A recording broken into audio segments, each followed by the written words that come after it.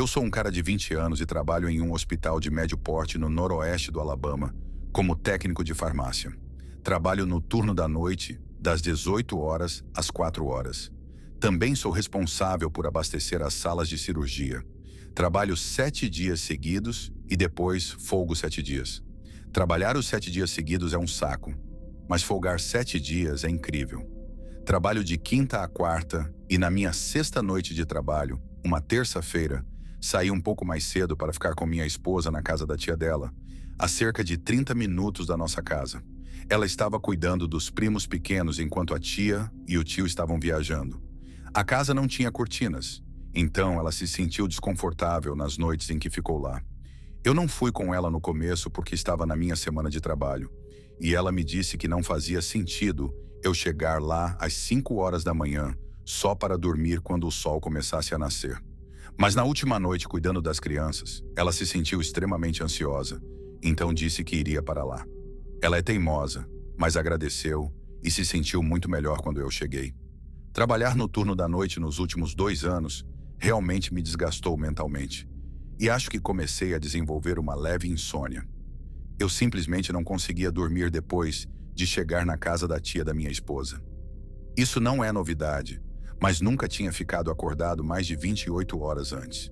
Mesmo que eu quisesse, não consegui dormir porque tínhamos um grande dia pela frente. Tínhamos que levar os primos dela para a escola, uma amiga nossa ia fazer um chá revelação, precisávamos fazer compras porque não tínhamos comida em casa, já que ela estava fora nos últimos 3 dias, e eu ainda tinha que trabalhar às 18 horas. Acabei dormindo um pouco no carro, por menos de 10 minutos. Estava sentindo aquela onda de sono, mas acabei tomando um Red Bull gigante e outro energético quando cheguei ao trabalho. Minha esposa me levou para o trabalho e me buscou porque os freios do meu carro precisavam ser trocados. E nenhum de nós confiava que eu dirigisse o carro dela depois de mais de 24 horas sem dormir. Era quarta à noite e eu estava acordado desde as 14 horas da terça-feira. Meu turno começou bem e se eu conseguisse me manter ocupado, aquela sensação de cansaço não me pegaria. Coloquei meus fones de ouvido e estava ouvindo música enquanto abastecia as máquinas de remédios nas salas de cirurgia. Era uma noite de semana, então ainda havia algumas cirurgias tardias terminando e a limpeza estava limpando algumas salas de operação que haviam sido usadas. Não é incomum para o pessoal da cirurgia entrar na sala onde estou para pegar algo que falta na sala que eles estão usando. Então, geralmente eu me viro e pelo menos sorrio, e eles sorriem de volta. Estava no meu próprio mundo abastecendo a máquina Omnicell com medicamentos e ouvindo música quando ouvi a porta atrás de mim abrir. Houve aquele som agudo distinto que uma porta faz quando as dobradiças precisam de óleo, seguido pelo som pesado que as portas de madeira fazem ao fechar. Virei-me para ver quem era, como sempre, mas não havia ninguém lá. Não me preocupei com isso. Talvez tenham aberto a porta e, ao me ver lá, decidiram ir para outra sala. Então continuei. Quando empurrei meu carrinho para a próxima sala, a luz estava apagada. Abri a porta e juro que vi alguém agachado perto da máquina Omnicell, mexendo na lixeira de objetos cortantes, onde descartamos agulhas e frascos após o uso. Alguém já havia sido pego fazendo isso antes, procurando morfina, e foi demitido. Liguei a luz e ia perguntar o que estavam fazendo, mas quando acendi a luz, não havia ninguém lá. Ok, agora eu estava começando a ficar um pouco assustado.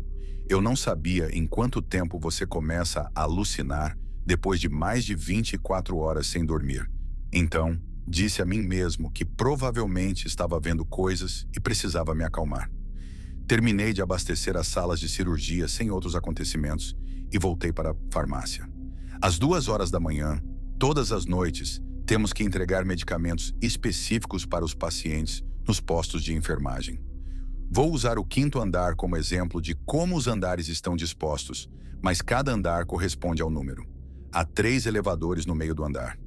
Se você virar à esquerda ao sair do elevador, ao lado 5.100 e 5.200, e se virar à direita, ao lado 5.400 e 5.500. Recentemente, o 5º andar, especificamente o lado 5.455, estava passando por reformas, então nossos pacientes, em excesso, foram para o 3º andar, enquanto reformavam esse lado do quinto andar.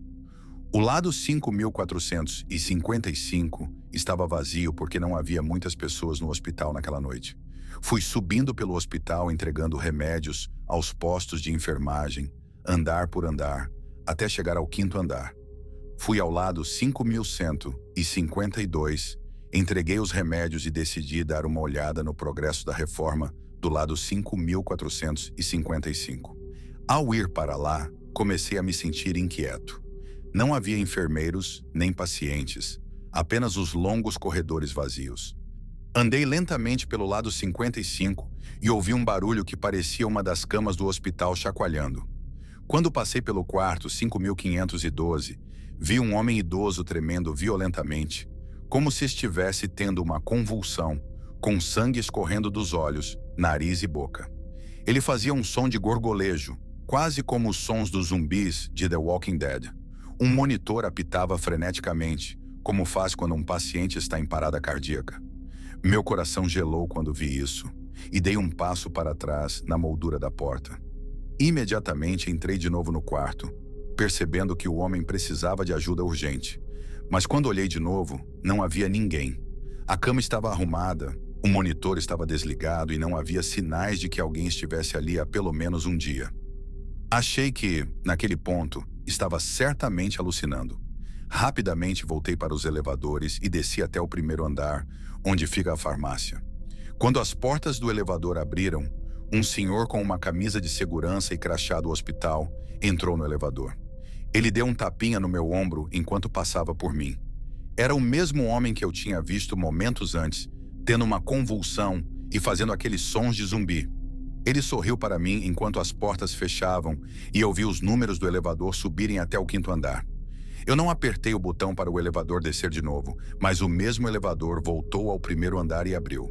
Não havia ninguém lá.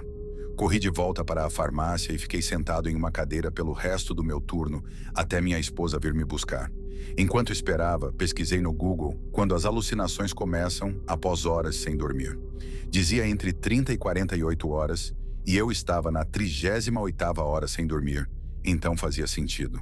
Quando saí para o carro da minha esposa, olhei para cima, na janela do quinto andar, e vi o mesmo homem olhando para mim pela janela. Senti um arrepio enquanto entrava no carro. Não disse nada sobre o que vi naquela noite. Não sei por que teria alucinado com aquele homem específico, já que nunca o vi antes e ele não tem significado algum na minha vida. Até hoje não sei se foi uma alucinação ou se o que vi naquela noite foi real. Certamente parecia real.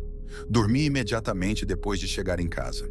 Não vi aquele homem novamente, mas isso foi há menos de 2 semanas. E assim termina essa experiência perturbadora, uma noite onde realidade e imaginação se confundem, deixando uma dúvida inquietante.